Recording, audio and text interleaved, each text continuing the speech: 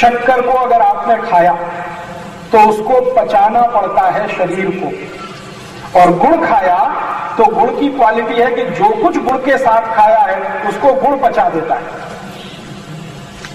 शक्कर को पचाना पड़ता है, उसमें 6-7 तास लगते हैं, और गुड़ जो कुछ भी खाओ उसको पचा देता है, और मात्र 4 घंटे 40 मिनट। इसलिए भोजन के साथ गुड़ जरूर खाइए और शक्कर बिल्कुल मत खाइए।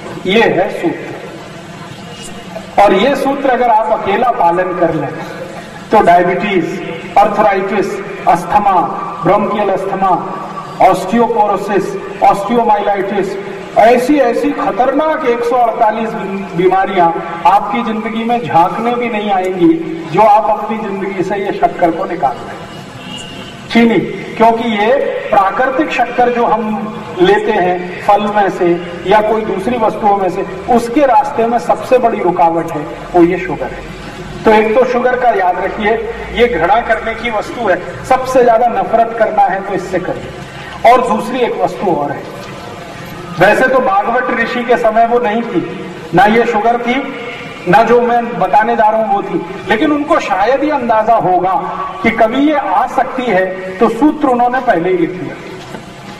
शक्कर जैसी ही दूसरी जो सबसे खराब चीज है जिससे आप नफरत करिए, घृणा करिए, उसका नाम है डालडा, वेजिटेबल ऑयल। डालडा के नाम से तो आप सब समझते हैं। डालडा से नफरत करिए, इतनी नफरत करिए कि उसको छूने का भी नहीं, बहुत ही खराब। ये दो चीजें, शुगर माने चीनी और डालडा, अगर आपके स्वयं पाक घर से निकल जाएं तो 148 बीमारियां जिंदगी में कभी नहीं आए। तो आप बोलेंगे जी डालडा की जगह क्या उपयोग करें? तेल वापरिए। और तेल कौन सा? जैसे शेंगा का, मूंगफली का तेल, तिल का तेल। तिल का तेल, मूंगफली का तेल आपके लिए सबसे अच्छा है जिस क्षेत्र में आप रहते हैं। अगर आप चाहें तो सरसों का तेल भी खा सकते हैं, राई का तेल भी उपयोग कर सकते हैं, आप चाहें तो नारियल का, लेकिन आप जहां रहते हैं इस 40 गांव के आसपास का जो क्षेत्र है, यहाँ के लिए सबसे अच्छा शेंगा तेल ही है और तिल का तेल। सोयाबीन बिल्कुल नहीं, गलती से भी नहीं। अच्छा, मैं आपसे एक प्रश्न पूछ लूं, भगवान को पूजा करते हैं तो उसमें बहुत सारी दाल रखते हैं, पूजा में रखते हैं, तुअर की दाल रखते हैं, मूंग की दाल रखते हैं, मसूर की दाल रखते हैं, सोयाबीन की रखते हैं। भगवान को पूजा करते समय कभी सोयाबीन की दाल रखी देखिए? क्यों? सोयाबीन भी दाल है। चने की दाल रखते हैं, मूंग की दाल रखते हैं, उड़द की दाल रखते हैं, तुअर की दाल रखते हैं, मोठ की दाल रखते हैं। सोयाबीन की दाल कभी देखिए भगवान के सामने रखी हुई पूजा करने की? नहीं। जो भगवान को अर्पण नहीं कर सकते वो आप कैसे खा सकते?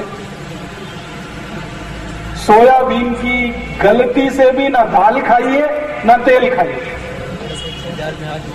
हाँ, तो समझ लीजिए बीमारियां भी सबसे ज्यादा उसी के कारण। ये जो सोयाबीन है दाल के रूप में या तेल के रूप में, ये शरीर को कभी भी हजम नहीं होता। या दूसरे शब्दों में कहूं तो सोयाबीन का कुछ भी आप खाएं, शरीर उसको डाइजेस्ट नहीं कर सकता, उसका पाचन नहीं कर सकता, क्योंकि उसको पचाने के लिए जो कुछ एंजाइम्स चाहिए वो है ही नहीं मनुष्य के शरीर में। तो आप बोलेंगे फिर ये किसके लिए है? सोयाबीन को पचाने की ताकत सिर्फ डूकर में है और किसी में। डूकर के पोट में एक एंजाइम बनता है, वो सोयाबीन को पचा सकता है, बाकी किसी के भी शरीर में वो एंजाइम नहीं है जो सोयाबीन को पचा सके। आप कहेंगे सोयाबीन में तो प्रोटीन है। हाँ, प्रोटीन है, लेकिन प्रोटीन को डाइजेस्ट करना पड़ेगा, उसके लिए जो एंजाइम चाहिए वो पोट में है ही नहीं।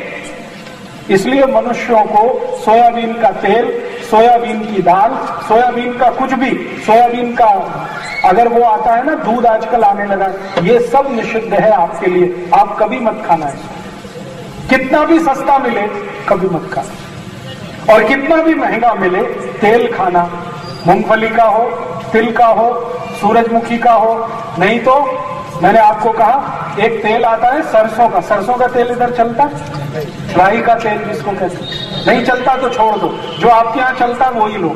लेकिन शुद्ध तेल खाना, ये वेजिटेबल ऑयल भी है ना, ये भी तो तेल ही है ना, ये नहीं खाना था। डालडा, या डालडा जैसे नाम से आता है, गगन, तरंग, नंबर 1, हनुमान जी, ये और वो, ये सब खतरे ही खतरे हैं, जहर ही जहर। तेल खाना हो शुद्ध, सीधा सीधा तेल खाना। और मैं तो आज आपको ये भी कहूंगा, रिफाइंड तेल भी कभी मत खाना। रिफाइंड और डबल रिफाइंड और ट्रिपल रिफाइंड, जितना ज्यादा तेल रिफाइंड होता है उतना ही जहर उसमें बढ़ता चला जाता है। मैंने अभी पिछले 3 साल एक एक्सपेरिमेंट किया खुद। मेरे पास 100 से ज्यादा ऐसे पेशेंट हैं जिनको डायबिटीज और डायबिटीज के साथ ब्लड प्रेशर और ब्लड प्रेशर के साथ गुर्दे दुखना, ऐसी 4-5 बीमारियां एक साथ हैं, एक ही शरीर में 4-4, 5-5 बीमारियां। ऐसे 100 से ज्यादा मरीजों को मैंने क्या किया, कोई औषध नहीं दिया, उनको बताया नहीं। हमारे होम्योपैथी में मैं जो चिकित्सा करता हूं, हम बोले नहीं तो मालूम नहीं है सामने वाले को कि वो औषध खा रहा है कि नहीं खा रहा। वो आपने देखा सफेद सफेद गोलियां होती हैं, छोटी छोटी, मीठी मीठी, हम उसमें औषध नहीं डालते कई बार, लेकिन पेशेंट तो खाता है, वो सोचता है अरे ये औषधि है, क्योंकि औषध उसमें डालो या ना डालो गोली एक ही जैसी, हम उसको प्लेसिबो कहते हैं, बिना औषध के। तो मैंने 100 से ज्यादा पेशेंट को कहा कि तुमको तो यही खाना है, तो उनको लगा कि ये औषध है। और मैंने पथ्य में उनको कहा कि चीनी बंद, आज से शुगर बंद, गुड़ खाओ, जितना खाना है गुड़ खाओ, जितना खाना है काकवी खाओ, और वेजिटेबल ऑयल नहीं खाएंगे, डालडा नहीं खाएंगे, अमृत घी नहीं खाएंगे, कोई नहीं, और डबल रिफाइंड नहीं, ट्रिपल रिफाइंड नहीं, शुद्ध घानी का निकला हुआ तेल और शुद्ध गुड़, ये 2 चीजें उनके जीवन में लाई और 2 चीजें हटाई। आपको सुन के आश्चर्य होगा, 8 महीने से मैं उनके ऊपर ये प्रयोग कर रहा हूं, एक एक की बीमारी ठीक हो रही है। डायबिटीज उनकी नॉर्मल हो रही है, अर्थराइटिस बिना दवा दिए ठीक हो रही है, अनिद्रा की बीमारी बिल्कुल ठीक हो गई है, गैस बनना बिल्कुल बंद हो गई है, एसिडिटी बिल्कुल चली गई है, मोटापा कम हो रहा है, सब बीमारियां बिना औषध ठीक हो रही है। लेकिन वो पेशेंट नहीं जानते, मैं जानता हूं। पेशेंट क्या सोचते, ओ राजीव भाई की औषध बड़ी मात्र से। तो आपके स्वयं पाक घर से जो निकालने की चीज है, वो एक तो शक्कर है, चीनी, और दूसरा है डालडा, घी। इन दोनों को जितनी नफरत कर सके उतनी करिए।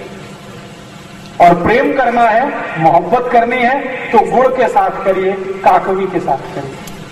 और प्रेम करना है, मोहब्बत करनी है तो शुद्ध तेल के साथ करिए, जो घानी से निकल के आपके घर में आता है। शुद्ध तेल जितना भी खाएंगे कोई परवाह मत करिए, बिल्कुल हृदय घात की चिंता मत करिए।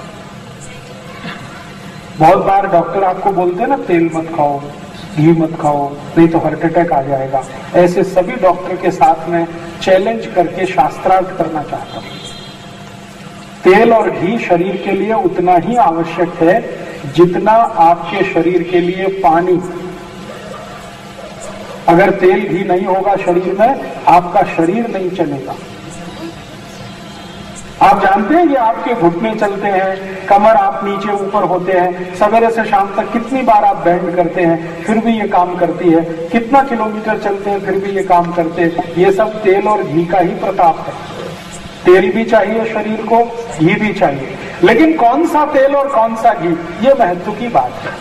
फैट्स चाहिए, बिना फैट्स के जिंदगी चलेगी नहीं, लेकिन अच्छा वाला फैट चाहिए, जिसको सरल भाषा में कहूं गुड फैट्स चाहिए।